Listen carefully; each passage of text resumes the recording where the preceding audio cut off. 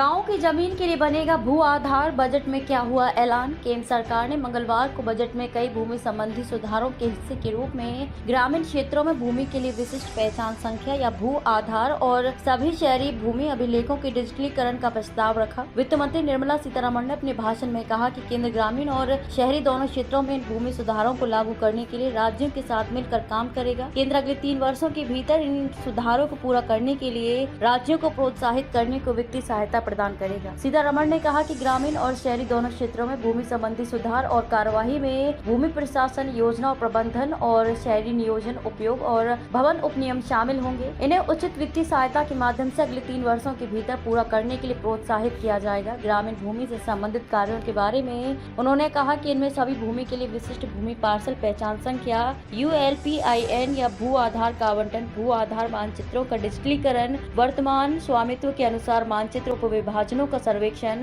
भूमि registry की स्थापना और किसानों की रजिस्ट्री से संबंध लिंक करना शामिल होगा। मंत्री ने कहा कि इन कार्यों से ऋण प्रवाह और अन्य कृषि सेवाओं में भी सुविधा होगी। शहरी भूमि से संबंधित कार्यों के बारे में सीतारमण ने कहा कि शहरी क्षेत्रों में भूमि अभिलेखों को GIS मैपिंग के साथ डिजिटल किया जाएगा। संपत्ति रिकॉर्ड प्रशासन और कर प्रशासन के लिए एक IT आधारित प्रणाली स्थापित की जाएगी। इससे शहरी स्थानीय निकायों की वित्तीय स्थिति में सुधार करने में भी मदद मिलेगी। वित्त मंत्री ने रेखांकित किया कि केंद्र सरकार आर्थिक विकास के लिए व्यापक दृष्टिकोण को रेखांकित करने और रोजगार के अवसरों को सुविधाजनक बनाने और उच्च विकास को बनाए रखने के लिए सुधारों की अगली पीढ़ी का दायरा निर्धारित करने को एक आर्थिक नीति ढांचा तैयार करेगी।